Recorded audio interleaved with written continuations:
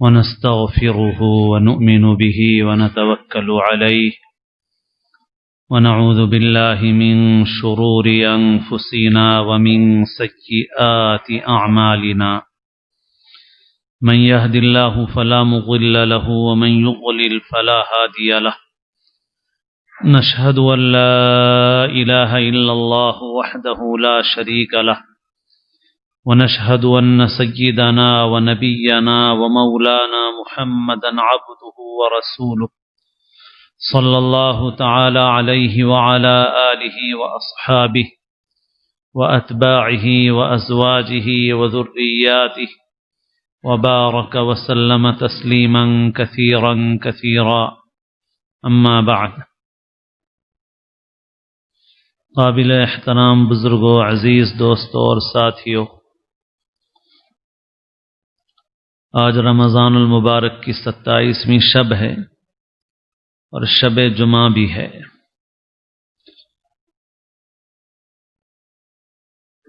اللہ کے رسول صلی اللہ علیہ وسلم نے شب قدر کو تلاش کرنے کے لیے آخری عشرے کی تمام راتوں میں عبادت کا اہتمام فرمایا، اور آپ نے اسے آخری عشرے کی راتوں میں اور آخری عشرے کی طاق راتوں میں تلاش کرنے کا حکم فرمایا۔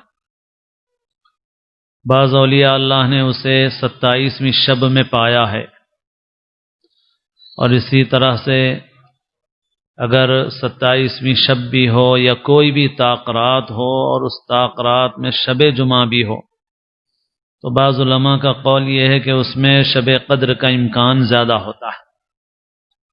27ویں ہو یا کوئی بھی طاق رات ہو، طاق رات بھی ہو اور شب جمعہ بھی ہو، تو اس میں شب قدر کا امکان زیادہ ہوتا ہے۔ اس اعتبار سے آج کی رات 27ویں شب بھی ہے اور شب جمعہ بھی ہے، اس لیے اس رات کو قدر کے ساتھ گزار لینا چاہیے۔ اور باقی علماء کے اقوال کے مطابق شب قدر بدلتی رہتی ہے، اور اللہ تعالیٰ نے اس کو چھپا کر کے رکھا ہے۔ بہت سی ایسی چیزیں ہیں جو قیمتی ہوتی ہیں، ان کو اتنا عام نہیں کیا جاتا۔ جمعہ کے دن ایک گھڑی ہے جو قبولیت دعا کی گھڑی ہے، لیکن کون سا وقت ہے قبولیت دعا کا وہ بتایا نہیں گیا، تاکہ جمعہ کے دن مختلف اوقات میں آدمی نیک اعمال کا اور دعاؤں کا اہتمام کرے، اور بعض اوقات اس میں خاص طور پر بتائے گئے دونوں خطبوں کے درمیان کا وقت ہے، عصر اور مغرب کے درمیان کا وقت ہے کہ اس میں امکان ہے۔ باقی کوئی گھڑی ہے پورے دن جمعہ میں کہ جس میں اللہ تعالیٰ دعا قبول فرماتے ہیں، مگر متعین طور پر وہ گھڑی نہیں بتائی گئی۔ اللہ تعالیٰ کا اسم اعظم ہے جس کے ذریعے سے آدمی دعا کرے تو دعا قبول ہوتی ہے، مگر اس کو چھپایا گیا ہے، وہ قطعی طور پر نہیں بتایا گیا۔ ایسے ہی شب قدر کا معاملہ ہے کہ اس کو بھی قطعی طور پر نہیں بتایا گیا، اور عام مسلمانوں کا جو طرز عمل، عام طور پر ہم میں سے بہت سوں کا طرز عمل جو چل رہا ہے کہ ہم لوگ ایک 27ویں شب میں اہتمام کر کے باقی راتوں میں اہتمام نہیں کرتے، یہ بڑی کمی اور کوتاہی کی بات ہے، کیونکہ سرور عالم صلی اللہ علیہ وسلم سے زیادہ علم والا کوئی نہیں ہو سکتا۔ آپ صلی اللہ علیہ وسلم پر اللہ کی وحی نازل ہوتی تھی، اور آپ فرماتے ہیں اوتیت علم الاولین والآخرین، مجھے اولین و آخرین کا علم دیا گیا ہے۔ اللہ تعالیٰ نے مخلوق میں سب سے افضل علم آپ کو عطا فرمایا، اس کے باوجود آپ صلی اللہ علیہ وسلم نے ایک رات پر بھروسہ کر کے باقی راتوں میں عبادت کو ترک نہیں فرمایا، اور اپنی اخیر عمر تک آپ صلی اللہ علیہ وسلم نے پورے آخری عشرے کا اعتکاف فرمایا ہے، اور پورے آخری عشرے میں عبادت کا اہتمام فرمایا ہے۔ اب اگر ہم ایک رات بعض اقوال پر اعتماد کرتے ہوئے، جبکہ دوسرا ایک قول جو وہ بھی طاقتور قول ہے وہ یہ ہے کہ 27ویں شب میں بھی ہوتی ہے اور بدلتی بھی رہتی ہے، باوجود یہ کہ یہ سارے اقوال ہیں، ہم صرف ایک ہی چیز پر اعتماد کر کے ایک رات میں اہتمام کریں اور باقی راتوں میں اہتمام نہ کریں تو یہ بہت کمی کی بات ہے۔ اس وجہ سے پورے عشرے میں اہتمام کرنا چاہیے، ایسے ہی علماء نے یہ فرمایا ہے کہ جو جفت راتیں ہیں وہ بھی طاق راتوں سے فیض حاصل کر لیتی ہیں، اس وجہ سے طاق راتوں کے علاوہ راتوں میں بھی پورے عشرے کی راتوں میں اہتمام کرنا چاہیے۔ اور بعض روایتوں میں آپ نے مطلق آخری عشرے میں ڈھونڈنے کے لیے فرمایا، اور بعض روایتوں میں آخری عشرے کی طاق راتوں میں ڈھونڈنے کے لیے فرمایا۔ بہرحال آج دو چیزیں، ویسے رمضان میں، پورے رمضان میں بھی بزرگوں نے فرمایا ہے کہ شب جمعہ کا خاص اہتمام کرنا چاہیے۔ تو آج آخری عشرہ ہے، شب جمعہ بھی ہے، طاق رات بھی ہے، تو اس وجہ سے ہم اس رات کو قدر کے ساتھ گزار لیں۔ اور ابھی طالب علم نے اعمال جمعہ سنائے، یہ نوجوان معتکف ہیں اور انہوں نے، کسی نے تلاوت سنائی، نعت سنائی، اعمال جمعہ سنائے، تو اعمال جمعہ جو ہمارے مستقل مصلی ہیں وہ سنتے بھی رہتے ہیں ماشاءاللہ، اور جمعہ کے دن فجر میں سنانے کا معمول بھی ہے کہ جمعہ کے دن کچھ اعمال ہیں جن کی حدیث پاک میں بڑی فضیلت آئی ہے، اور روایتوں میں ہے کہ ان پر عمل کرنے سے ہر قدم پر 1 سال نفل نماز اور 1 سال نفل روزوں کا ثواب ملتا ہے۔ یہ حدیث کی 4 بڑی کتابوں میں، اور 4 ائمہ حدیث نے اس کو روایت کیا ہے، امام ترمذی، امام ابو داؤد، امام نسائی، امام ابن ماجہ رحمہم اللہ، ان چاروں نے اپنی کتابوں میں یہ روایتیں ذکر کی۔ ملا علی قاری رحمۃ اللہ علیہ نے بعض محدثین کے حوالے سے یہ بات نقل کی ہے کہ صحیح حدیثوں میں اتنی زیادہ فضیلت کسی اور عمل کی نہیں آئی ہے، اور وہ 6 عمل کیا ہیں؟ غسل کرنا، مسجد جلدی جانا، پیدل جانا، امام کے قریب بیٹھنے کی کوشش کرنا، کوئی لغو کام نہ کرنا، خطبہ غور سے سننا۔ ان کے علاوہ اور بھی کچھ اعمال ہیں جن کا جمعہ کے دن خاص اہتمام کرنا چاہیے۔ سورہ کہف کی تلاوت ہے، ایسے ہی شب جمعہ میں سورہ دخان کی تلاوت بھی روایتوں میں آئی ہے۔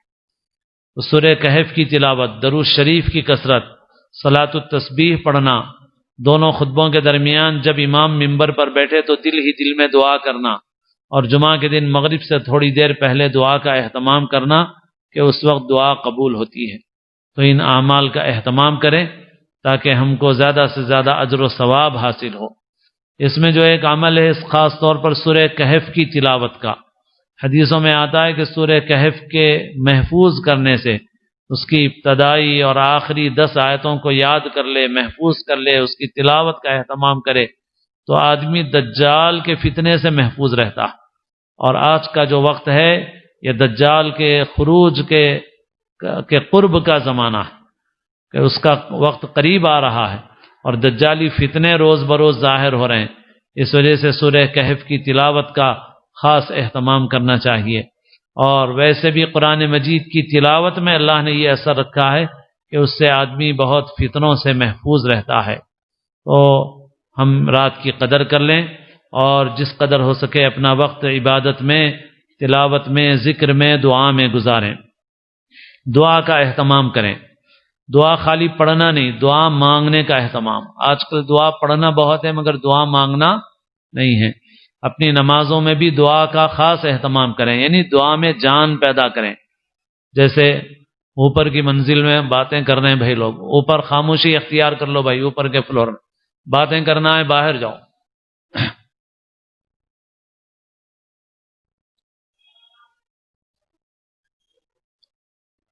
نماز میں سلام پھیرنے سے پہلے دعائے معصورہ ہے، اور دعائے معصورہ کا مطلب صرف ایک دعا نہیں ہے، معصورہ کے معنی ہیں وہ دعا جو قرآن اور حدیث میں منقول ہو۔ جو بھی دعائیں قرآن حدیث میں آئی ہوں یا اس سے ملتے جلتے سے الفاظ ہوں، ان الفاظ سے دعا کی جا سکتی ہے۔ ایسے الفاظ جو دنیاوی قسم کے ہوں ان سے دعا جائز نہیں ہے نماز میں۔ جیسے نماز میں کوئی آدمی عربی زبان میں کہے اللہم زوجنی فلانتن، اے اللہ فلاں عورت سے میرا نکاح کرا دیجئے، نماز میں ایسی دعا نہیں کر سکتا۔ یا اللہ 1000 روپے دلا دیجئے، نماز میں ایسی دعا نہیں کر سکتا، یہ منع ہے۔ باقی جو قرآن حدیث میں جس قسم کی دعائیں آئی ہیں، اگر اس قسم کی دعائیں عربی زبان میں مانگنا چاہے تو سلام پھیرنے سے پہلے آدمی کئی ایک دعائیں مانگ سکتا ہے، لیکن ہم لوگ ایک دعا ہی صحیح نہیں مانگتے، اس کو بھی صحیح کر لیں۔ ہم لوگ کیسا مانگتے ہیں؟ اللہم بارک علی محمد انک حمید مجید، اللہم انی ظلمت نفسی ظلما، السلام علیکم ورحمۃ اللہ، السلام علیکم ورحمۃ اللہ۔ تو یہ دعا نہیں ہے بھائی، دعا ایسی نہیں ہوتی۔ اللہ تعالیٰ غافل دل کی دعا کو قبول نہیں فرماتے۔ اور خالی پڑھنا نہیں ہے، زٹ زٹ زٹ زٹ تیز تیز پڑھ لیا اور سلام پھیر دیا، اس سے دعا ہی نہیں ہوتی۔ دعا مانگنے کے طریقے سے مانگے، اسی لیے معنی مطلب سمجھنا چاہیے، اپنے عمل میں جان پیدا کرنا چاہیے، نماز میں جان پیدا کرنا چاہیے، دعا میں جان پیدا کرنا چاہیے۔ اللہم انی ظلمت نفسی ظلما کثیرا، اے اللہ میں نے اپنے نفس پر ظلم کیا ہے اور بہت ظلم کیا ہے، ولا یغفر الذنوب الا انت، اور آپ کے سوا کوئی مغفرت نہیں کر سکتا، فاغفر لی مغفرۃ من عندک، بس آپ اپنے پاس سے خاص بخشش فرما دیجئے، وارحمنی، اور مجھ پر رحم فرما دیجئے، انک انت الغفور الرحیم، بلا شبہ آپ مغفرت فرمانے والے، بہت بخشنے والے اور بہت رحم فرمانے والے۔ یہ ہے دعا، بہترین دعا ہے، بہترین استغفار ہے۔ کس نے اللہ کے رسول صلی اللہ علیہ وسلم سے سیکھی ہے یہ دعا؟ صحابہ کرام میں سب سے افضل حضرت ابوبکر صدیق رضی اللہ عنہ، حضور کے یار غار ہیں، اور افضل البشر بعد الانبیاء بالتحقیق ابوبکر الصدیق، حضرت ابوبکر صدیق رضی اللہ تعالی عنہ، یہ تحقیق یہ ہے کہ انبیاء کے بعد انسانوں میں سب سے افضل ہے۔ حضرت ابوبکر صدیق رضی اللہ عنہ نے حضور پاک علیہ الصلاۃ والسلام سے درخواست کی کہ مجھے کوئی دعا سکھا دیجئے، تو آپ صلی اللہ علیہ وسلم نے یہ دعا سکھائی ہے، اللہم انی ظلمت نفسی ظلما کثیرا۔ تو اس لیے بڑی قیمتی دعا ہے، اس دعا کو مانگنا چاہیے۔ اور اس کے علاوہ اور بھی دعائیں خود نماز کے متعلق منقول ہیں۔ امام کو البتہ پابندی ہے کہ زیادہ لمبی نہ مانگے، مگر ایک دو دعائیں امام بھی مانگ سکتا ہے اس کے ساتھ۔ ہاں، اور ہم نے اپنی کتاب جو بچوں کے لیے ہے، بڑوں کے بھی کام آتی ہے، بہت سے لوگ اس سے سیکھ لیتے ہیں، نصاب دینیات کے نام سے، تو ہم نے نماز کا جو بیان تھا اس میں اخیر میں دعائے معصورہ کے بعد حاشیے میں ایک دو دعائیں اور لکھ دی ہیں۔ اللہم انی اسألک یا اللہ الواحد الاحد الصمد الذي لم يلد ولم يولد ولم يكن له كفوا احد ان تغفر لي ذنوبي انك انت الغفور الرحیم۔ اے اللہ میں آپ سے سوال کرتا ہوں، اے اللہ آپ ایک ہیں، یکتا ہیں، کوئی آپ کے جیسا نہیں ہے، آپ صمد ہیں، بے نیاز ہیں، ساری مخلوق آپ کی محتاج ہے اور آپ کسی کے بھی محتاج نہیں ہیں، اور کوئی آپ کی اولاد نہیں، آپ کسی کی اولاد نہیں، اور کوئی آپ کے برابر اور ہمسر نہیں۔ میں آپ سے یہ مانگتا ہوں کہ آپ میری مغفرت فرما دیجئے، آپ بہت بخشنے والے اور رحم فرمانے والے ہیں۔ ایک حدیث میں ہے کہ اس قسم کے کلمات سے دعا مانگتے ہوئے رسول اللہ صلی اللہ علیہ وسلم نے ایک شخص کو سنا کہ وہ ان کلمات سے دعا مانگ رہے تھے، تو اللہ کے رسول صلی اللہ علیہ وسلم نے فرمایا کہ اس شخص نے اپنے لیے مغفرت واجب کر لی، پکی کر لی۔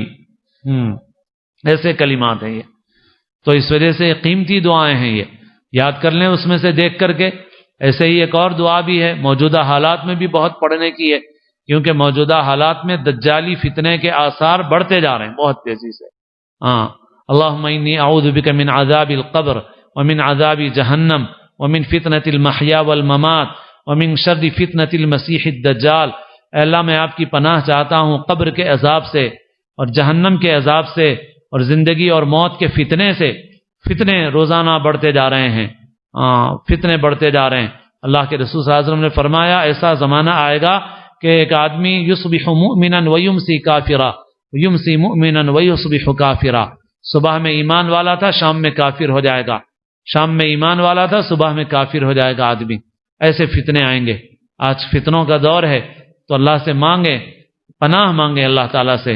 اے اللہ اعوذ بک من عذاب القبر ومن عذاب جہنم، آپ کی پناہ مانگتا ہوں میں قبر کے عذاب سے، جہنم کے عذاب سے، ومن فتنة المحیا والممات، اور زندگی اور موت کے فتنے سے، ومن شر فتنة المسیح الدجال، اور مسیح دجال کے فتنے سے۔ دجال جو ظاہر ہوگا، آج دجالی فتنوں کا دور ہے۔ دجال جو ہے یہ دجل سے ہے، دجل کے معنی فریب، دھوکہ۔ مولانا سید سلمان حسینی ندوی مدث اللہ کا ایک بیان سنا تھا، تو اس میں مولانا فرما رہے تھے کہ دجال کا فتنہ اس لیے زیادہ سخت نہیں ہوگا کہ اس کے پاس طاقت زیادہ ہوگی، بلکہ اس لیے سخت ہوگا کہ دجال دجل سے ہے۔ دجل کے معنی فریب، دھوکہ، پہچاننا مشکل ہو جائے گا آدمی کو۔ آدمی اگر پہچان لے تو بچنا آسان ہے، آدمی کو اگر معلوم ہو جائے کہ بھئی یہ کھلی گمراہی ہے تو آدمی کے لیے بچنا آسان ہے۔ آدمی کو اگر پکا سمجھ میں آ گیا کہ یہ کھلا گناہ ہے تو آدمی کے لیے بچنا آسان ہے۔ لیکن جب حالات ایسے ہو جائیں کہ سمجھنا مشکل ہو جائے کہ صحیح کیا ہے اور غلط کیا ہے، سچا کون ہے جھوٹا کون ہے، دوست کون ہے دشمن کون ہے، حق پر کون ہے باطل پر کون ہے، تو پھر بچنا آدمی کے لیے مشکل ہو جاتا ہے، پھر اپنے ایمان کو بچانا مشکل ہو جاتا ہے۔ تو دجال کہا گیا اس کو اس لیے کہ اس کا فتنہ دجل کا ہوگا، اتنا سنگین فتنہ ہوگا کہ پہچاننا مشکل ہو جائے گا کہ صحیح کیا ہے اور غلط کیا ہے۔ تو دعائیں مانگنا چاہیے، دعاؤں کا اہتمام کرنا چاہیے۔ ایسے ہی وطر میں بھی جو قنوت عام طور پہ ہم لوگ پڑھتے ہیں اس کو احناف کا قنوت کہا جاتا ہے، اور ایک شوافع اس پہ عمل کرتے ہیں، اور وہ بھی ثابت ہے حدیث سے، یہ بھی ثابت ہے، مگر شوافع عام طور پہ یہ قنوت یاد نہیں رکھتے اور ہم لوگ وہ والا قنوت یاد نہیں رکھتے، اور دونوں قنوت پڑھے جا سکتے ہیں۔ اور ہمارے بھی علماء فقہاء نے کہا ہے، اور قنوت میں بھی جیسے دعائے معصورہ میں کوئی ایک دعا مقرر نہیں ہے، آپ عربی میں جتنی دعائیں چاہے مانگ سکتے ہیں، ایسے ہی قنوت کا مطلب بھی دعائیں مانگنا ہے، اس میں بھی ایک ہی دعا کی تعین نہیں ہے، اور یہ دونوں دعائیں تو حدیث سے ثابت ہیں، لیکن اس کے علاوہ بھی اور دعائیں اگر آدمی مانگنا چاہے تو قنوت وطر میں اور دعا بھی مانگ سکتا ہے۔ اب کسی کو یاد نہیں تو جیسے اس کو بتا دیتے ہیں کہ بھئی ربنا آتینا پڑھ لو، تو وہ قنوت ہو جاتا ہے۔ تو جیسے کسی کو یاد نہیں تو اس کے لیے ہے، ویسے جس کو یاد ہے اس کے لیے بھی یہ ہے کہ وہ اگر اس کے ساتھ اور دعائیں مانگنا چاہیں تو اور دعائیں بھی مانگ سکتا ہے۔ اور وہ قنوت جس پر عام طور پر شوافع جس کو اختیار کرتے ہیں، اور ہم بھی دونوں کو جمع کر سکتے ہیں، اللہم اہدنا فیمن ہدیت وعافنا فیمن عافیت وتولنا فیمن تولیت وبارک لنا فیما اعطیت وقنا شر ما قضیت فإنک تقضی ولا یقضى علیک انه لا یذل من والیت ولا يعز من عادیت تبارکت ربنا وتعالیت نستغفرک ونتوب الیک وصلی اللہ علی النبی الکریم۔ اے اللہ جن کو آپ نے ہدایت دی ان میں ہمیں بھی شامل فرما لیجئے، جن کو آپ نے ہدایت دی ان میں ہمیں بھی ہدایت دے دیجئے، ہمیں بھی ان میں شامل کر لیجئے۔ آج گمراہی کی بہت شکلیں ہیں، بہت دل سے مانگنے کی ضرورت ہے۔ اے اللہ ہدایت پر قائم رکھیے، ربنا لا تزغ قلوبنا بعد اذ ہدیتنا وہب لنا من لدنک رحمہ انک انت الوہاب۔ توجہ سے مانگیں، کتنا مانگ رہے ہیں ہم لوگ، اپنے لیے مانگیں، اپنی اولاد کے لیے مانگیں کہ اے اللہ ہماری اولاد کو راہ ہدایت پر قائم رکھیے۔ ربنا لا تزغ قلوبنا بعد اذ ہدیتنا، اے اللہ ہدایت دینے کے بعد ہمارے دلوں کو ٹیڑھا مت کیجیے۔ وہب لنا من لدنک رحمہ، اور اپنے پاس سے خاص رحمت عطا فرما دیجیے، انک انت الوہاب، آپ بہت عطا فرمانے والے ہیں۔ تو اس قنوت میں کیا ہے، اللہم اہدنا فیمن ہدیت، اے اللہ آپ جن کو ہدایت دیں ان میں ہمیں بھی شامل فرما لیجیے، ہمیں بھی ہدایت والوں میں شامل فرما لیجیے۔ وعافنا فیمن عافیت، اور جن کو آپ عافیت دیں ان میں ہمیں بھی شامل کر کے ہمیں بھی عافیت عطا فرما دیجیے۔ وتولنا فیمن تولیت، اور جن کے آپ ولی ہو گئے، دوست ہو گئے، نگران ہو گئے، جن کے آپ دیکھ بھال کرنے والے ہو گئے، آپ ہمیں بھی ان میں شامل فرما لیجیے، ہمارے بھی آپ متولی بن جائیے، یعنی دیکھ بھال کرنے والے، نگرانی کرنے والے، حفاظت فرمانے والے، ہمارے تمام امور کے ولی آپ بن جائیے۔ وتولنا فیمن تولیت وبارک لنا فیما اعطیت، اور جو کچھ آپ نے ہمیں عطا فرمایا ہے اس میں برکت عطا فرمائیے۔ وقنا شر ما قضیت، اور آپ نے جو فیصلے فرمائے ہیں ان کے شر سے ہمیں بچا لیجیے۔ کیسی مانگنے کی دعا ہے، کیسے فیصلے صادر ہو رہے ہیں، اور کیسے کیسے فتنے آ رہے ہیں، کیسی کیسی خرابیاں آ رہی ہیں، تو اللہ کی طرف سے ایسے فیصلے ہو گئے، اس کے شر سے پناہ مانگنا اللہ تعالیٰ ہی سے مانگنا ہے۔ وقنا شر ما قضیت، اے اللہ آپ نے جو فیصلے فرمائے ہیں ان کے شر سے ہمیں بچا لیجیے۔ وعافنا فیمن عافیت وتولنا فیمن تولیت وقنا شر ما قضیت فإنک تقضی ولا یقضى علیک، اس لیے کہ آپ فیصلہ فرمانے والے ہیں اور کوئی آپ کے فیصلے کے خلاف کوئی فیصلہ نہیں کر سکتا، کوئی اس کو رد نہیں کر سکتا، فیصلہ تو بس آپ ہی کا ہے، لہذا جو فیصلے آپ نے صادر فرمائے ہیں ان کے شر سے ہمیں بچا لیجیے۔ فإنک تقضی ولا یقضى علیک انہ لا یذل من والیت، جس کے آپ والی اور دوست ہو جائیں وہ ذلیل نہیں ہو سکتا، ولا یعز من عادیت، اور جس کے آپ دشمن ہو جائیں وہ کبھی عزت نہیں پا سکتا۔ تبارکت ربنا وتعالیت، آپ کی ذات بہت بابرکت ہے، بہت اونچی، بہت بلند ہے۔ نستغفرک ونتوب الیک، ہم آپ سے مغفرت چاہتے ہیں، مغفرت اور بخشش کی بھیک مانگتے ہیں۔ ونتوب الیک، اور آپ کی طرف توبہ کرتے ہیں، رجوع کرتے ہیں۔ وصلی اللہ علی النبی الکریم، اور اخیر میں درود شریف بھی ہے کہ اللہ کی رحمتیں نازل ہوں نبی کریم صلی اللہ علیہ وسلم پر۔ یہ ہے مانگنا چاہیے۔ بے جان ہیں ہماری نمازیں اور ہماری دعائیں بے جان ہیں، اور یہ موقع خاص طور پر مانگنے کے ہیں، لہذا مانگنے کا اہتمام کریں، دل سے مانگیں، گڑ گڑا کے مانگیں، رو کے مانگیں۔ ادعوا ربکم تضرعا وخفیہ، اپنے رب کو پکارو، اپنے رب سے مانگو، گڑ گڑا کے مانگو، چپکے سے مانگو۔ اسی لیے جو اپنی اکیلی کی دعائیں ہیں وہ بڑی قیمتی دعائیں ہیں۔ توجہ ہو بس دل کی، مانگے اللہ سے جیسے مانگنا آئے، عربی میں نہ آئے اردو میں مانگے، اور جب بندہ مانگتا ہے اللہ تعالیٰ کو بہت پسند ہے۔ حضرت موسیٰ علیہ السلام کے زمانے میں حضرت موسیٰ جا رہے تھے، ایک چرواہا تھا، وہ اللہ میاں سے راز و نیاز مناجات کر رہا تھا، کہہ رہا تھا یا اللہ اگر آپ مجھے مل جائیں، مجھے آپ سے بڑی محبت ہے، آپ مجھے مل جائیں تو میں آپ کے بالوں میں کنگھی کروں گا، آپ کی جوئیں صاف کروں گا، آپ کے کپڑے دھوؤں گا، آپ کو کھانا کھلاؤں گا، آپ کی خدمت کروں گا۔ حضرت موسیٰ علیہ السلام نے اس کو ڈانٹا اور کہا کہ کیا کہہ رہا ہے، کیا بک رہا ہے تو، اور اللہ میاں کو کیا ان چیزوں کی ضرورت ہے، تو یہ کام کرے گا؟ اب وہ روتا رہا کہ یا اللہ میں تو یہی کرتا رہا اب تک، اب میرا کیا ہوگا؟ تو حضرت موسیٰ کے پاس وہی آئی کہ اے موسیٰ تم نے ہمارے ایک بندے کو ہم سے دور کر دیا، اس کی عقل اتنی ہی تھی، اس کا علم اتنا ہی تھا، اسی اعتبار سے مانگ رہا تھا، تو وہ مانگنا بھی اللہ کے نزدیک اس کا مقبول تھا، حالانکہ وہ ایسی باتیں کہہ رہا تھا جو اللہ تعالیٰ کی شان کے مطابق ہے ہی نہیں، مناسب ہے ہی نہیں، مگر اس کا علم اتنا ہی تھا، اور ہر ایک کو اس کی عقل کے برابر بدلہ دیا جائے گا، یجزون بقدر عقولہم۔ تو بھائی جب ایسا معاملہ اس کے ساتھ ہو سکتا ہے تو ہم جیسی بھی مانگیں مگر توجہ سے مانگیں، دل سے مانگیں۔ اس لیے اردو میں مانگو مگر مانگنے کے طریقے سے مانگو، بس مانگنے کے طریقے سے مانگو۔ دعائیں ایسا مانگنا چاہیے، اور گڑ گڑا کے مانگنا چاہیے۔ تضرع کے معنی کیا ہیں؟ تضرع کے معنی گڑ گڑانا، اور اللہ کے عذاب سے بچنے کا راستہ ہے یہ، اپنی انفرادی زندگی میں مصیبتوں سے بچنے کا راستہ ہے یہ، اجتماعی زندگی میں مصیبتوں سے بچنے کا راستہ ہے یہ۔ کیا؟ تضرع، گڑ گڑانا۔ اور اگر یہ بھی نہیں رہا پھر اللہ تعالیٰ عذاب کے حوالے کر دیتے ہیں، پھر نہیں بچاتے اللہ تعالیٰ، اللہ تعالیٰ نہیں بچاتے۔ پھر قوموں کے متعلق بھی اللہ تعالیٰ نے فرمایا فلولا اذ جاءہم بأسنا تضرعوا، ہمارا جب عذاب آیا تو گڑ گڑائے کیوں نہیں؟ یہی تضرع کا لفظ جو ادعوا ربکم تضرعا وخفیہ میں ہے، یہی لفظ ہے فلولا اذ جاءہم بأسنا تضرعوا، جب ہمارا عذاب آ گیا تو گڑ گڑائے کیوں نہیں؟ معلوم ہوا کہ اگر اس وقت بھی گڑ گڑاتے تو اللہ تعالیٰ کی رحمت شامل حال ہو جاتی۔ حضرت یونس علیہ السلام کی قوم کو حضرت یونس نے بتا دیا تھا کہ 3 دن میں اللہ کا عذاب آ رہا ہے، اور حضرت یونس چلے گئے۔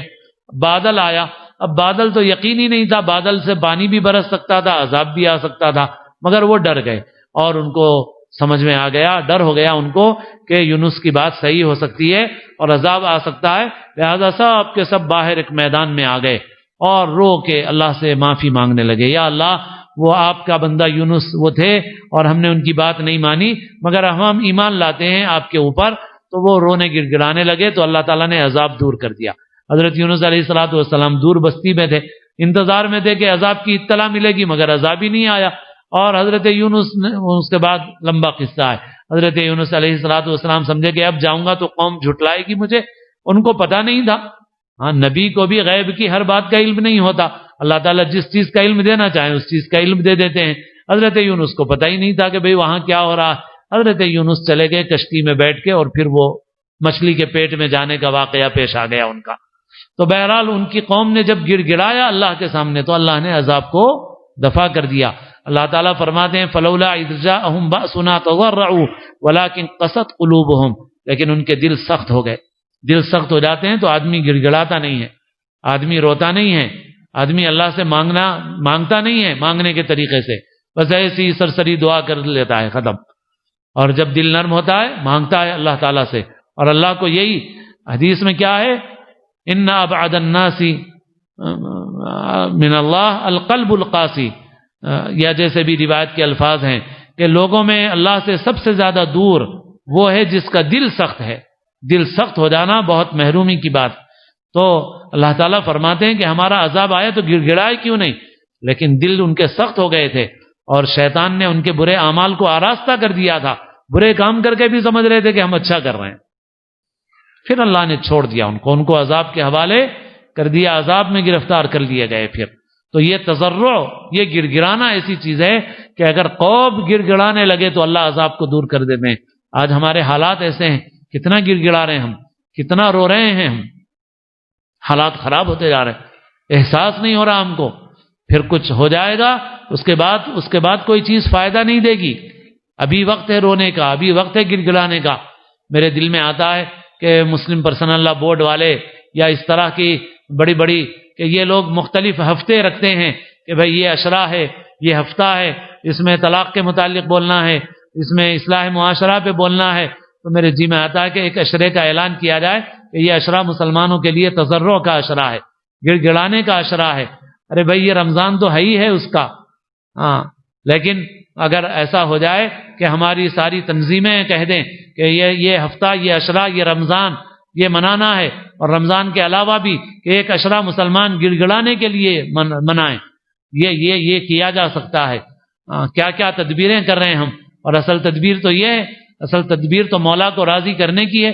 سارے کام کرنے سے پہلے تو ہمیں ایک عشرہ منانا چاہیے گڑ گڑانے کا، کہ یہ عشرہ ایسا ہی ہے۔ پورے ملک میں مسلمانوں سے کہہ دیا جائے کہ چھٹی لے لو، اپنے کام بند کرو، اپنے کام مختصر کرو، یا اپنے کام سے فارغ ہو کے آ جاؤ، اور باقی یہ گڑ گڑانے کا عشرہ ہے، جلوس نکالنے کا، جلسے کرنے کا، وہ بھی کرنا ہے ضرورت کے اوپر، اور جیسے بڑے سمجھدار لوگ بتائیں ویسے، ایسے ویسے لوگوں کے بتانے پہ نہیں کہ ہم کوئی کام کریں اور نقصان ہو جائے۔ سمجھدار لوگ جب بتائیں تو وہ بھی کام کرنے کے، لیکن جیسے اس کے لیے عشرہ مناتے ہیں، میرے جی میں آتا ہے کہ ایک ہدایت دی جائے سب اونچی سطحوں سے، جمعیتوں سے اور جماعتوں سے، تحریکوں سے اور تنظیموں سے، اور ہمارے جو بورڈ ہیں ان سے، کہ مسلمان ایک عشرہ منائیں، یہ رونے کا عشرہ منائیں، گڑ گڑانے کا منائیں۔ لوگوں کے سامنے جا کے رو رہے ہیں، بھیک مانگ رہے ہیں، میمورنڈم پیش کر رہے ہیں، ایک عشرہ منائیں اللہ کے سامنے اپنی درخواست پیش کرنے کا، اپنی التجا پیش کرنے کا، کیونکہ سب سے اہم چیز یہی ہے، سب سے اہم چیز یہی ہے۔ اور اگر یہ کر لیں واقعی ہم، اور اجتماعی طور پہ بھی ہمیں کرنا چاہیے، تو باوجود ہماری نالائقیوں کے اللہ کی رحمت متوجہ ہو جائے، کیونکہ یہ تضرع ایسی چیز ہے، یہ گڑ گڑانا ایسی چیز ہے کہ اللہ کی رحمت بندوں کی طرف متوجہ ہو جاتی ہے، شامل حال ہو جاتی ہے۔ اور یہ مانگنا، یہ دعا ایسی چیز ہے کہ اللہ تعالیٰ کافر اور مشرک دعا مانگتا ہے، اللہ تعالیٰ اس کی بھی دعا قبول کرتے ہیں جب وہ توجہ سے مانگتا ہے۔ دعا عجیب چیز۔ قل ما يعبأ بكم ربي لولا دعاؤكم فقد كذبتم فسوف يكون لزاما۔ اے نبی صلی اللہ علیہ وسلم، آپ ان لوگوں سے کہہ دیجئے کہ تم کو جو موقع مل رہا ہے یہ اس وجہ سے مل رہا ہے کہ تم جو پکارتے ہو اللہ کو، اس کی وجہ سے تمہیں موقع مل رہا ہے، ورنہ تو عذاب آنا ہی تھا تمہارے اوپر، تم نے تو جھٹلایا اور عذاب آنا ہی تھا، مگر تم جو پکارتے ہو نا، اس کی وجہ سے تمہیں چھوڑ دیا جاتا ہے، تمہیں موقع دے دیا جاتا ہے۔ قرآن مجید میں کئی جگہوں پر ہے کہ ایک کافر، ایک مشرک جب دریا میں پھنستا ہے اور کشتی ٹوٹ جاتی ہے، اور کشتی کے ایک دو تختوں کے اوپر ایک آدمی سوار رہتا ہے، اور اس وقت اللہ کو پکارتا ہے، دعوا اللہ مخلصین لہ الدین، اور اس وقت وہ اپنے دین کو، یعنی اپنی دعا کو خالص اللہ کے لیے کرتا ہے، اور اللہ کے سوا کسی کو نہیں پکارتا، یا فلاں سب بھول جاتا ہے، اس وقت صرف یا اللہ پکارتا ہے، تو اللہ تعالیٰ اس کو نجات دے دیتے ہیں۔ حالانکہ وہ خشکی میں آگے پھر شرک کرتا ہے، فلما نجاہم الی البر اذا ہم یشرکون، جب اللہ تعالیٰ نجات دے کے خشکی پہ لاتے ہیں تو پھر شرک کرتے ہیں، مگر پھر بھی جب کشتی کے ٹوٹنے کے بعد وہ کشتی کے ایک تختے پر ایک اللہ کو پکارتا ہے، اللہ تعالیٰ اس کی دعا کو قبول فرماتے ہیں۔ ایک جگہ اللہ تعالیٰ فرماتے ہیں وما کان اللہ لیعذبہم وانت فیہم وما کان اللہ معذبہم وہم یستغفرون۔ اے نبی صلی اللہ علیہ وسلم، آپ ان کے درمیان موجود ہیں، اس حال میں اللہ کا عذاب عام ان کے اوپر نہیں آ سکتا، آپ کے ہوتے ہوئے نہیں آ سکتا، اور اسی طرح اللہ تعالیٰ ان کو عذاب نہیں دے گا جبکہ یہ استغفار کرتے ہوں، جب تک یہ استغفار کر رہے ہیں اللہ تعالیٰ ان کو عذاب نہیں دے گا۔ یہ دعا، یہ استغفار، یہ تضرع ایسی چیز ہے، اللہ کے عذاب کو دفع کرنے میں سب سے زیادہ مؤثر چیز ہے، سب سے زیادہ مؤثر چیز ہے اللہ کے عذاب کو دفع کرنا ہے۔ اور آج اجتماعی حالات بھی ایسے ہیں، اجتماعی طور پہ بھی تضرع کی ضرورت، اور انفرادی زندگی میں بھی اللہ تعالیٰ کا معاملہ یہی ہوتا ہے کہ بندہ جب گڑ گڑا کے مانگتا ہے اللہ تعالیٰ سے، اللہ تعالیٰ اس سے مصیبت کو دور فرما دیتے ہیں، تنگی کو دور فرما دیتے ہیں، پریشانی کو دور فرما دیتے ہیں۔ یہ تضرع، یہ مانگنا، یہ گڑ گڑانا، یہ توبہ، یہ استغفار، یہ ندامت، یہ اعتراف قصور، بس اس سے زیادہ کام بنانے والی کوئی چیز اللہ کے پاس ہے ہی نہیں۔ بندے کا کام اللہ کے پاس بنانے والی چیز اس سے بڑھ کے کوئی نہیں ہے، سب سے زیادہ اسی سے کام بننے والا ہے۔ ادعوا ربکم تضرعا وخفیہ۔ مجمع میں کبھی کبھی ہو جاتی ہے دعا، کسی کسی کو توفیق ہو جاتی ہے، باقی مجمع میں نہیں ملتی وہ دعا جیسے اصلی گھی ہر جگہ نہیں ملتا، ایسے ہی اصلی دعا ہر جگہ نہیں ہے۔ اصلی دعا زیادہ تر تنہائی میں ہے، اکیلے میں ہے، چپکے سے ہے، گڑ گڑا کے ہے، رو کے ہے، اپنے اور اللہ کے درمیان میں ہے۔ کبھی کبھی تو دعا انسان کی ایسی ہوتی ہے کہ اس کے اور اللہ کے سوا کوئی جانتا ہی نہیں ہے، وہ اندر ہی اندر دعا کرتا ہے اور اللہ تعالیٰ اس کی دعا کو قبول فرما لیتے ہیں۔ ہم تم ہی بس آگاہ ہیں اس ربط خفی سے، معلوم کسی اور کو یہ راز نہیں ہے، تم سا کوئی ہمدم کوئی دمساز نہیں ہے، باتیں تو ہیں ہر دم مگر آواز نہیں ہے۔ اللہ سے مناجات، اللہ سے مانگنا، دعاؤں میں مناجات ہے، بندہ اللہ سے ہم کلام ہوتا ہے، اللہ سے مانگتا ہے چپکے چپکے۔ ہم لوگوں کو اس کا اہتمام کرنا چاہیے، معصور اور مسنون دعاؤں کا معنی مطلب سمجھ کے ان کو مانگنے کا اہتمام کرنا چاہیے۔ تو یہ مبارک موقع اس لیے ہیں، اسی لیے جلسہ بیان ٹھیک ہے تھوڑی دیر کے لیے، طاق راتوں کے متعلق بھی ایک آدھ جگہ مجبوری میں جاتا ہوں، ورنہ اکثر جگہ تو معذرت کرتا ہوں، ایک آدھ جگہ کا اصرار ہے، ورنہ لوگوں سے کہتا بھی ہوں میں کہ یہ طاق راتوں میں جو جلسے شروع کر رہے ہو یہ کوئی صحیح چیز نہیں ہے، کوئی اچھی چیز نہیں ہے۔ طاق راتیں جلسوں کے لیے نہیں ہیں، جلسے سال بھر ہو سکتے ہیں، یہ راتیں اللہ سے لو لگانے کے لیے ہیں، تنہائی کو آباد کرنے کے لیے ہیں، یکسوئی کے لیے ہیں، اللہ سے سرگوشی اور مناجات کے لیے ہیں، یہ جلسوں کے لیے نہیں ہے کہ ایک دو گھنٹے جلسوں میں گزر گئے، ایک دو چائے پینے میں گزر گئے، حدیث میں گزر گئے اور صاحب تھوڑا سا وقت بچ گیا۔ یہ ان اوقات کی قدر نہیں ہے، ان اوقات کی قدر یہ ہے کہ آدمی زیادہ سے زیادہ اپنا وقت یکسوئی کے ساتھ اپنے رب کے ساتھ گزارے۔ اعتکاف اسی لیے ہے، اللہ کے رسول صلی اللہ علیہ وسلم کی خلوت کی گھڑیاں ہوتی تھیں، اور اللہ کے رسول صلی اللہ علیہ وسلم اپنی اللہ کے رسول صلی اللہ علیہ وسلم سے بڑھ کے کس پر ذمہ داری تھی؟ امت کی، مخلوق کی، آپ سے بڑھ کے کس پہ تھی؟ مگر اس کے باوجود آپ جہاں دن بھر وقت گزارتے تھے اللہ کی مخلوق میں، وہاں آپ کا رات کا وقت مخصوص تھا جو آپ اللہ کی بارگاہ میں گزارتے تھے، اور آپ ہوتے تھے اور کوئی اور نہیں ہوتا تھا۔ اور کبھی وہ خلوت ایسی ہوتی تھی کہ ایک مرتبہ حضرت عائشہ رضی اللہ تعالی عنہا پہنچی ایسے وقت میں کہ حضور تنہائی میں تھے اور اللہ تعالیٰ کے ساتھ راز و نیاز میں تھے اور مقامات قرب پر تھے۔ حضرت عائشہ داخل ہوئی، حضور نے پوچھا کون؟ تو حضرت عائشہ نے کہا عائشہ۔ تو حضرت اللہ کے رسول صلی اللہ علیہ وسلم پوچھتے ہیں کون عائشہ؟ حضرت عائشہ کہتی ہیں ابو بکر کی بیٹی۔ تو حضور پوچھتے ہیں کون ابو بکر؟ حضرت عائشہ کہتی ہیں ابو قحافہ کے بیٹے ابو بکر۔ تو حضور پوچھتے ہیں کون ابو قحافہ؟ حضرت عائشہ ڈر گئی اور ڈر کے باہر آ گئی کہ اس وقت کوئی خاص کیفیت ہے آپ صلی اللہ علیہ وسلم کے اوپر۔ آپ صلی اللہ علیہ وسلم ایک حدیث میں فرماتے ہیں میری اللہ تعالیٰ کے ساتھ کچھ گھڑیاں ایسی ہیں کہ کوئی ملک مقرب بھی اس میں شریک نہیں ہے، ہمارا کوئی ملک۔ تو اپنی تنہائی ایسی ہونی چاہیے، اللہ سے مانگنا سیکھنا چاہیے۔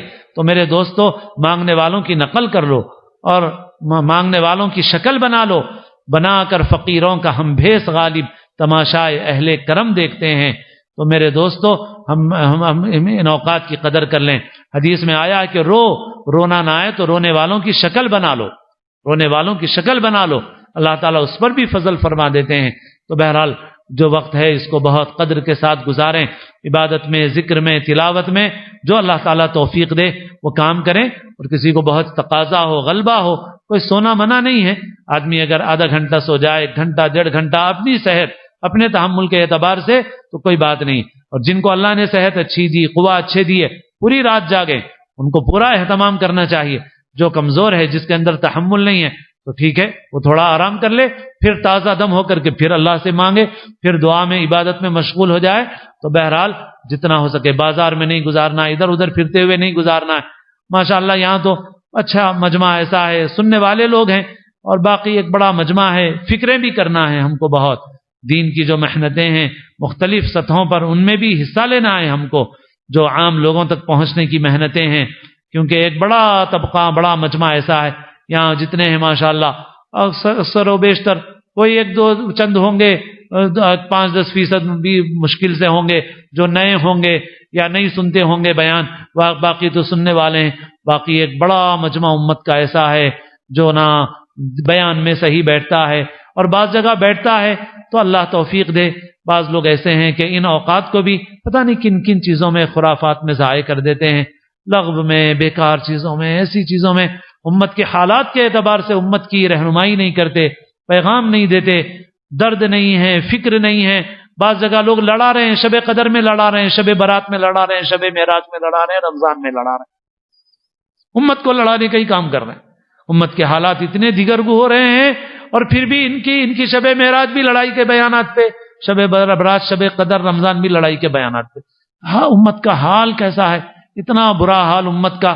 جیسے اثر میں بھی سنایا کہ رمضان سے پہلے ایک جگہ، ایک گاؤں میں جلسے میں تھا، ایک صاحب شہر کے تھے، کوئی مولوی الوی نہیں تھے، پینٹ شرٹ پہنے ہوئے عام ساتھی تھے، مگر ان کو فکر تھی اپنے محلے کی۔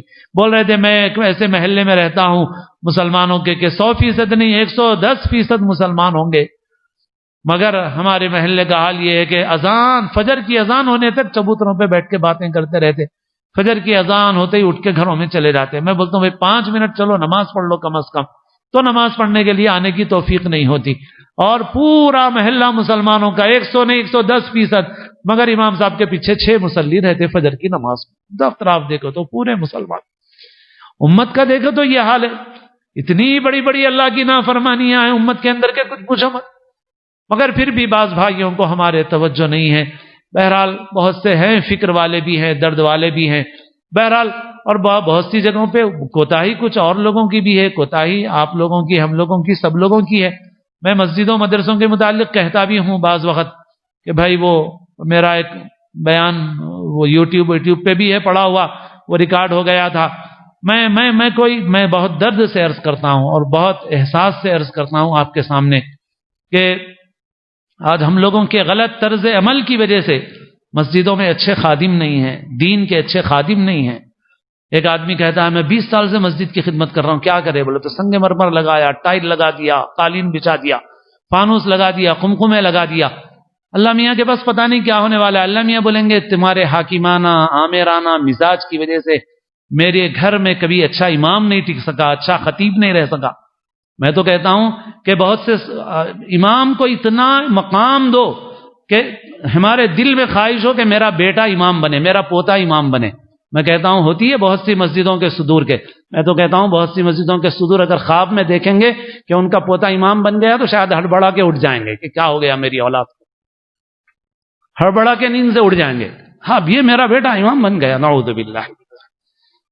تو آپ نے ایسا طرز عمل اختیار کیا کہ یہ جو ممبر ہے رسول اللہ صلی اللہ علیہ وسلم کا، یہ نااہل لوگوں کے ہاتھ میں ہے۔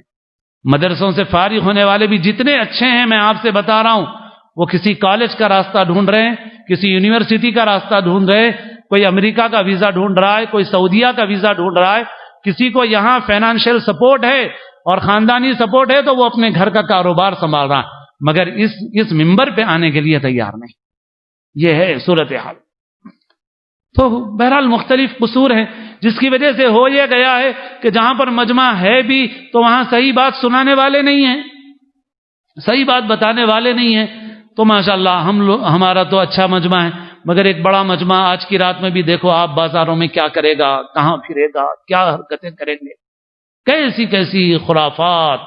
اور اس رمضان کے مبارک مہینے میں گزشتہ سالوں میں بھی آئی تھی بات کہ بھئی اطلاعات مل رہی ہیں کہ مسلمان عورتیں، بچیاں جا کے نامحرم مردوں سے ہاتھوں پہ مہندی ڈلوا رہی ہیں۔ کتنے گناہ کے کام ہو رہے ہیں میرے دوستو، رمضان کے مبارک مہینے میں آخری عشرے کی راتوں میں ایسے کام ہو رہے ہیں، کتنا بڑا گناہ ہے، حرام ہے، اور قرآن کے بنیادی احکام زندگی میں نہیں ہیں، بالکل دین سے دور ہوتے جا رہے ہیں ہم لوگ۔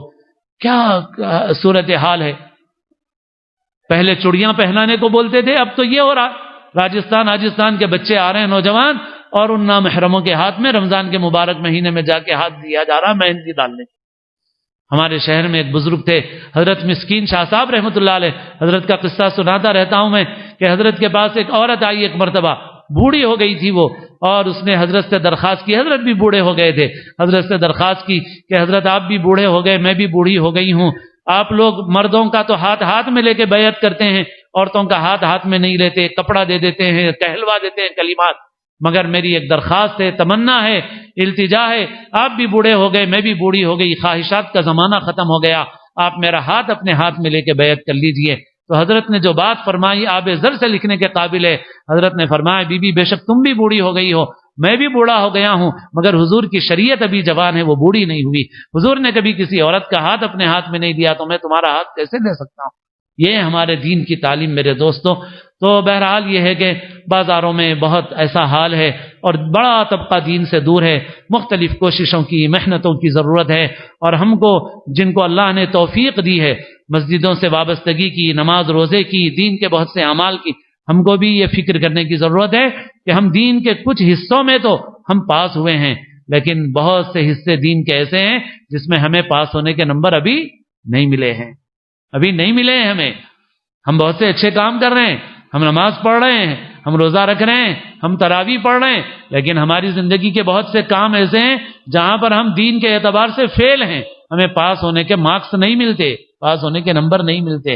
ہمیں فکر کرنے کی، پورا مسلمان بننے کی ضرورت ہے. طلاق کے موضوع پر ایک بیان ایک تراویح کے موقع پر ہوا تھا، اور وہ اپلوڈ ہو چکا ہے غالباً ہماری ویب سائٹ پہ، ہو سکے تو اس کو سن لیں. اس میں بھی میں نے تفصیل سے یہ بات بیان کی ہے کہ طلاق کے ساتھ ساتھ اس ضمن میں بات آتی ہے تو میں نکاح کی بات بھی عرض کرتا ہوں، اور ویسے بھی اس سلسلے میں عرض کرتا رہتا ہوں میں کہ ہم لوگ آج طلاق کے مسئلے میں ہم یہ کہہ رہے ہیں، پرسنل لا بورڈ بھی کہہ رہا ہے، صحیح بات ہے بالکل، کہ بھئی اپنے مقدمات عدالتوں میں مت لے جاؤ، علماء کے پاس لے جاؤ، لے جا کے حل کرو، عدالتوں کا رخ مت کرو. اور ان قوانین سے کوئی فائدہ بھی نہیں ہے. ڈوری ایکٹ کا حشر ہم دیکھ چکے ہیں کہ کیا ہوا اس سے. مگر میرے دوستو، ہماری جو بعض عملی کوتاہیاں ہیں، ایک لڑکی والے ہیں اور کسی وجہ سے طلاق ہو گئی، اور لڑکے نے طلاق دے دی، اور طلاق دینے کے بعد مہر بھی دے دیا اور سامان بھی واپس کر دیا. لڑکی والے پھر بھی عدالت جاتے ہیں، اور ہم ان سے بولتے ہیں ارے بھائی دارالقضاء آؤ، علماء کے پاس بیٹھو. لڑکے والے بھی کہتے ہیں صاحب ہم نے تو سب کچھ صحیح کر دیا، ہم نے مہر بھی دے دیا، ہم نے سامان بھی دے دیا، مگر لڑکی والے پھر بھی مصر ہیں کہ عدالت جائیں. تو ہم لڑکی والوں سے پوچھتے ہیں بھائی کیا بات ہے، آپ یہ کیوں اللہ کی نافرمانی کر رہے ہیں اتنی بڑی، کیوں شیطانی عدالتوں کے پاس جا رہے ہیں آپ اللہ کے قانون کو کیوں نہیں مان رہے؟ تو لڑکی والوں کی بھی تو بات سن لیجئے. لڑکی والے کہتے ہیں کہ صاحب یہ بڑے دیندار، بڑے جمع مرد کہ انہوں نے مہر دے دیا، انہوں نے ہمارا سامان دے دیا، مگر ذرا پوچھئے تو صحیح مہر کتنا تھا؟ انڈین مہر، کوئی قیمت ہے انڈین مہر کی؟ ارے مہر سعودیہ والوں سے پوچھو مہر کیسا ہوتا ہے. لڑکی والے 1 ریال اپنی جیب کا نہیں خرچ کرتے، سچ کہتا ہوں آپ سے، 1 ریال. لوگ کہتے ہیں نہیں وہاں بھی لڑکی والے بہت کچھ دعوتاں کرتے. جی کرتے ہیں. کیسا کرتے ہیں معلوم ہے آپ کو؟ 50,000 ریال مہر پہلے وصول کرتے ہیں. قاضی صاحب کے سامنے بیٹھ کے نہیں ہوتی بحث کتنا مہر ہے، بعد میں دینے کا نہیں رہتا مہر، پہلے وصول ہوتا ہے 50,000 ریال. 50,000 میں سے 10-20 ہزار اڑا کے 20-30 ہزار بچا کے رکھتے ہیں، اپنے جیب کا نہیں خرچ کرتے 1 ریال. مہر وہاں ہوتا ہے، مہر یہاں ہے برائے نام. اگر 50,000 بھی کسی نے دیا تو بھی برائے نام ہے یہاں پر. لڑکی والے کہتے ہیں بھائی آپ نے 50,000 کا مہر دے دیا اور سامان تو دکان سے نکلتے ہی سیکنڈ ہینڈ ہو جاتا ہے، اور اب تو 6 مہینے کے بعد کوڑی کے دام کا نہیں رہا، اور 5 لاکھ کا کھانا تو کھا کے ڈکار گئے آپ، اور اب بڑے دیندار بن گئے آپ کے مہر دے دیا، سامان دے دیا. اور پھر اس ہندوستانی سماج میں دوسرا نکاح کوئی آسان چیز نہیں ہے. ہماری بچی پہ داغ لگ گیا، لاکھوں کا کھانا کھا کے ڈکار گئے، اور سامان کوڑی کے دام کا ہو گیا، لاکھوں روپے کا سامان ہزاروں روپے کا ہو گیا، اور اب آپ بولتے ہیں ہم عدالت نہ جائیں. بتاؤ ان کی بات صحیح ہے کہ غلط ہے؟ ان کی بات صحیح ہے کہ غلط ہے؟ شادیاں کس معیار پہ آنا چاہیے؟ شادیاں اس معیار پہ آنا چاہیے کہ ہمارے برادران وطن میں یہ بات پھیل جائے، ہمارے غیر مسلم بھائیوں میں یہ بات پھیل جائے کہ مسلمانوں کا سماج ایسا ہے کہ مسلمانوں کے سماج میں لڑکی والے کو 1 روپیہ بھی نہیں خرچ کرنا پڑتا. میں آپ سے سچ کہتا ہوں جب تک اس معیار پہ نہیں آئیں گے اس وقت تک شادی میں مسلمان نہیں ہیں ہم. جب تک اس معیار پہ نہیں آئیں گے اس وقت تک شادی میں مسلمان نہیں ہیں ہم. خالی قاضی کا خطبہ ہے، ایک سیمپل ہے، نمونہ ہے، اسلام کی ایک علامت ہے، اس سے بڑھ کے کچھ بھی نہیں ہے، کچھ نہیں.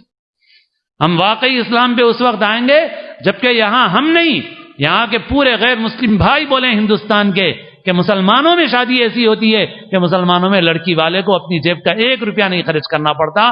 جس وقت ہمارے غیر مسلم یہ گواہی دینے لگے تو آپ سمجھ لیجئے کہ ہم شادی کے معاملے میں مسلمان ہو گئے. ابھی نہیں ہیں ہم مسلمان، ابھی بہت دور ہیں، ہم بہت دور ہیں ابھی ہم. تو بہرحال میرے دوستو، جن کو اللہ نے دین کی توفیق دی ہے ان کو بھی بڑی فکر کی ضرورت ہے کہ زندگی کے اور گوشوں میں بھی پورے مسلمان بنے، پورے مسلمان بنے. اور جو بات میں عرض کر رہا ہوں، اگر یہ پیدا ہو جائے نا تو آپ دیکھیں گے کہ لوگ جوق در جوق اسلام کے اندر داخل ہونے لگے. آپ سمجھ رہے ہیں خالی نفلیں پڑھیں گے، تقریریں کریں گے، لٹریچر چھاپیں گے، اسلام میں آ جائیں گے لوگ. ہاں، تقریریں کرنے والی جماعتیں ہوں، لٹریچر چھاپنے والی، اور عام لوگوں کی بات نہیں کر رہا ہوں، دین سے وابستہ لوگوں کی بات کر رہا ہوں. ان معاملات میں ان کے حالات بھی پاس ہونے کے نمبر والے نہیں ہیں. تھوک پالش کا کام چل رہا ان لوگوں کے پاس. نہ تقریروں سے پھیلے گا، نہ لٹریچر سے پھیلے گا. یہ عام لوگ تو عام لوگ، جاہل لوگ تو جاہل لوگ ہیں. میں جاہل عام لوگوں کی بات نہیں کر رہا ہوں. میں آپ اور شامل کر لیجیے، آپ حفاظ ہو، علماء ہوں، جماعتوں سے وابستہ ہوں، تنظیموں سے وابستہ ہوں، تحریکوں سے وابستہ ہوں، جو دیندار سمجھے جاتے ہیں وہ بھی زندگی کے کچھ گوشوں میں دیندار ہیں. اور مثال کے طور پہ جیسے شادی کا ہی معاملہ ہے، ان میں سے اکثریت اسلام پہ نہیں ہے. اور اسلام کا معیار میں نے آپ کو بتا دیا. اسلام کا معیار تو وہ ہے جب معلوم ہوگا کہ ہم شادی میں مسلمان ہوئے. اس لیے سب تنظیموں، تحریکوں اور جماعتوں کے لوگوں سے بھی کہہ رہا ہوں کہ بڑی بڑی باتوں سے زیادہ اس میں مضبوط انقلاب لاؤ، واضح انقلاب لاؤ. تو پھر دیکھو اسلام کیسے پھیلتا ہے. جو اسلام کی دعوت کی بات کر رہی ہے، کیا وہ تنظیمیں بھی یہ کہہ سکتی ہیں کہ صاحب ہماری تنظیموں کا نمونہ ایسا ہے کہ غیر مسلم بھائی یہ بولیں گے کہ بھائی اس تنظیم سے جو وابستہ ہے وہاں پر لڑکی والے کو 1 روپیہ بھی نہیں خرچ کرنا پڑتا؟ نہیں ہے کوئی بھی ایسا. تو میرے دوستو، ہم لوگ بھی فکر کریں، کیونکہ آج جو حالات ہیں وہ اس وجہ سے ہیں کہ ہم پورے مسلمان نہیں ہیں. ہمارے حالات کی واحد وجہ یہی ہے کہ ہم پورے مسلمان نہیں. جب ہم پورے مسلمان بنیں گے تو ضرور بضرور حالات بدل جائیں گے. بہرحال یہ چند باتیں عرض کر دی ہیں. ہمارے پاس قرآن مجید کا ختم آج نہیں ہوتا، پرسوں 29ویں شب میں انشاءاللہ قرآن مجید کی تکمیل ہوگی، اور اس موقع پر انشاءاللہ اور جو باتیں ہیں جو عرض کر سکوں گا انشاءاللہ اس وقت عرض کر دوں گا. بہرحال ان باتوں پہ اکتفا کرتا ہوں. اور بھائی اب اپنا وقت ضروریات وغیرہ سے فارغ ہو گئے، اپنا وقت صحیح طریقے سے گزاریں. اللہ تعالیٰ مجھے آپ کو سب کو توفیق عمل نصیب فرمائے. اوپر سے